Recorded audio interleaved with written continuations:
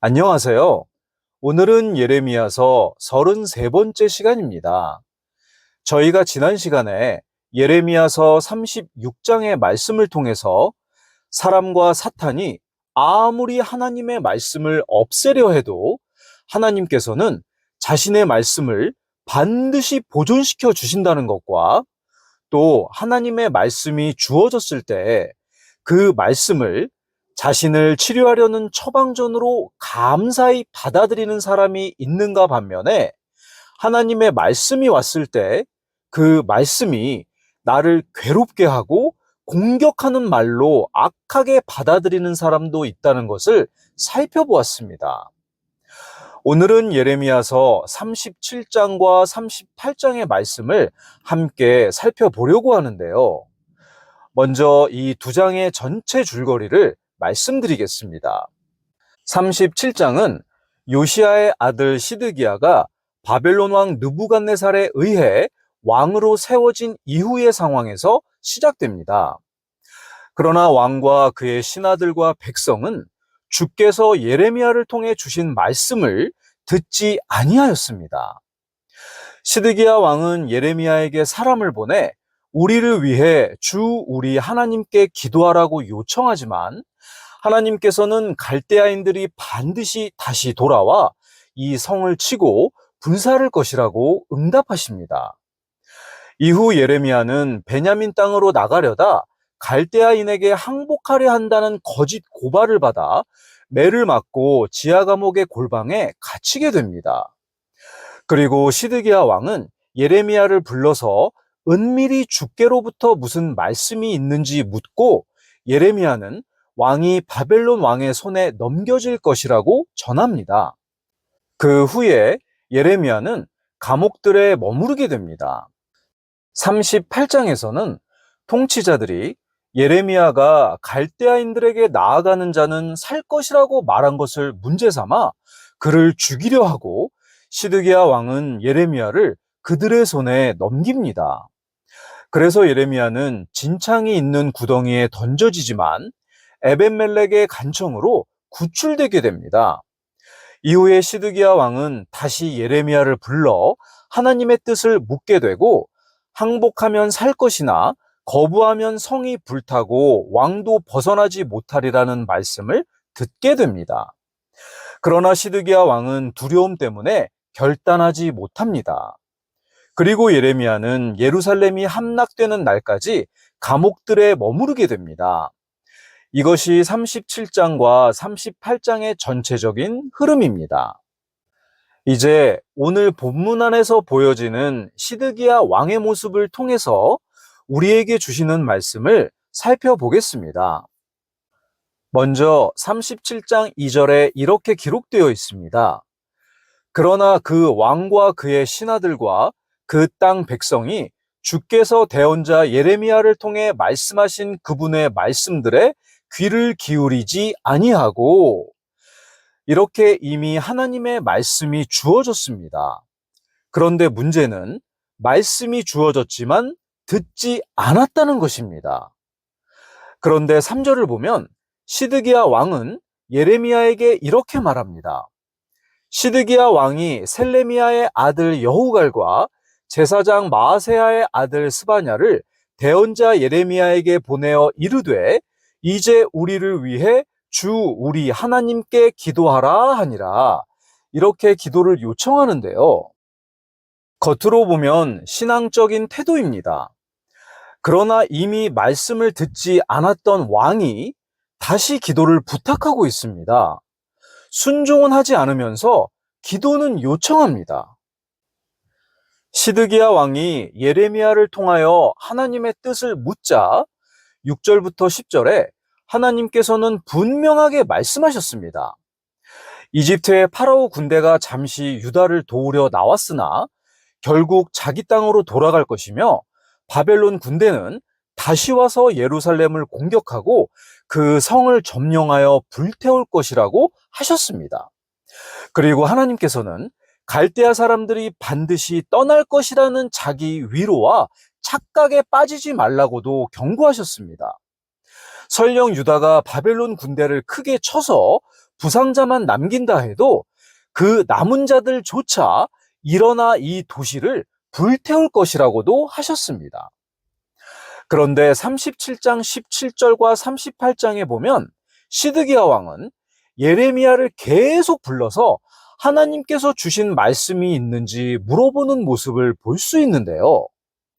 먼저 37장 17절 말씀을 보겠습니다. 그때에 시드기야 왕이 사람을 보내어 그를 끌어내고 자기 집에서 그에게 은밀히 물어 이르되 주께서 주신 무슨 말씀이 있느냐 하매 예레미야가 이르되 있나이다. 그분께서 이르시기를 내가 바빌론 왕의 손에 넘겨지리라 하셨나이다 하니라. 그리고 38장 14절 말씀입니다. 그때에 시드기야 왕이 사람을 보내어 대언자 예레미야를 주의 집 셋째 입구에 있는 자기에게로 데려오게 하고 왕이 예레미야에게 이르되 내가 네게 한 가지 일을 물으리니 내게 아무것도 숨기지 말라 하므로 이렇게 기록되어 있는데요. 시드기야 왕은 이미 여러 번 말씀을 들었습니다. 하나님께서 주신 말씀은 바뀌지 않았습니다. 그럼에도 계속 묻습니다.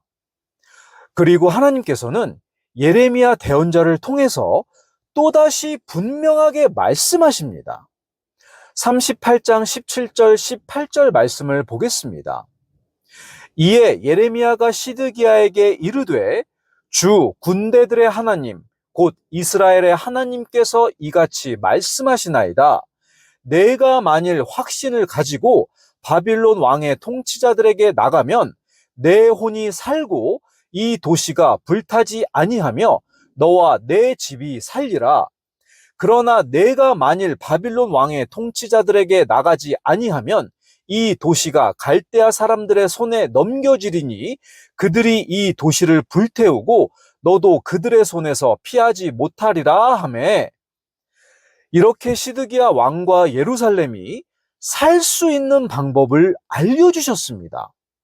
하지만 시드기야 왕은 하나님의 말씀을 듣고 이렇게 말합니다. 19절 말씀입니다.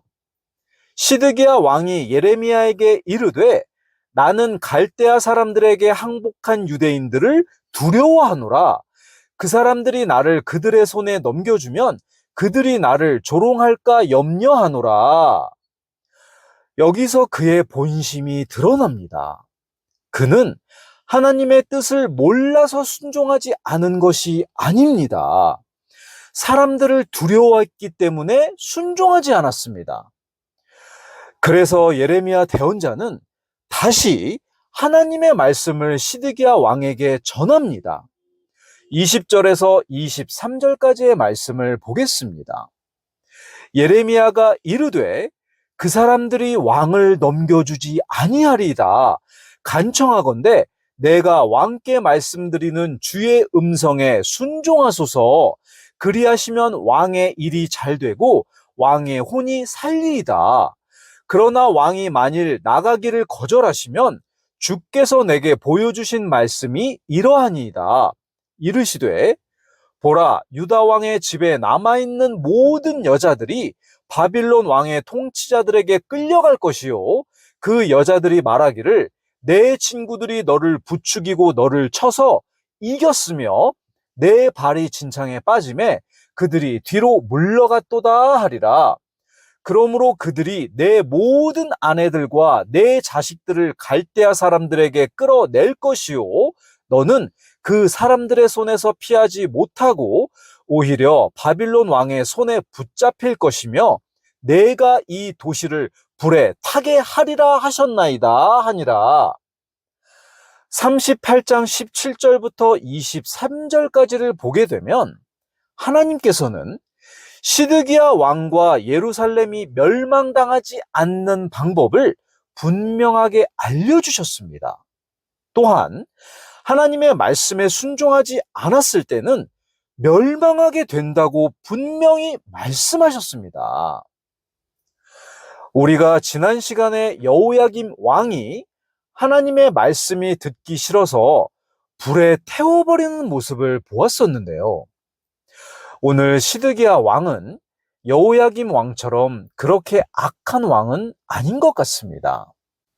오늘 본문을 보면 하나님의 대언자인 예레미야를 대놓고 지지하지는 못하지만 어려움 속에 있는 예레미야를 구해주기도 하고 또 그를 배려하는 모습도 볼 수 있고 또 예레미야 대언자에게 하나님께서 주신 말씀을 계속 묻는 것을 보면 그래도 시드기야 왕은 하나님을 어느 정도 의지하는 왕처럼 보입니다.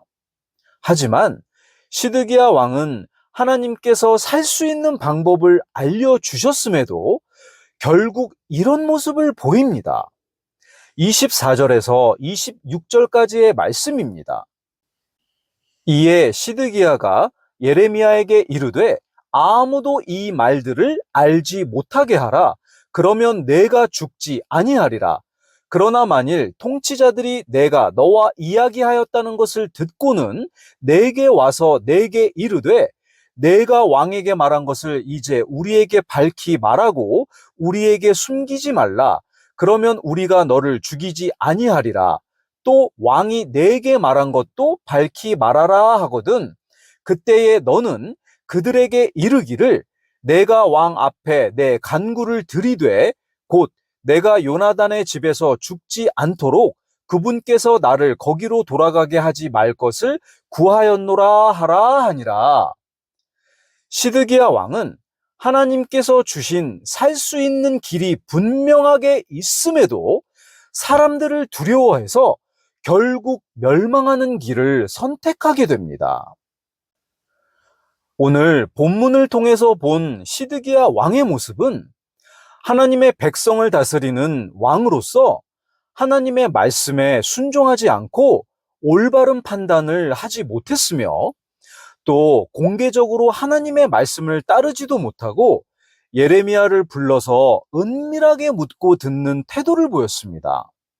또한 같은 말씀을 반복해서 들으면서도 자기가 원하는 다른 답이 나오기를 기대하는 모습이었습니다.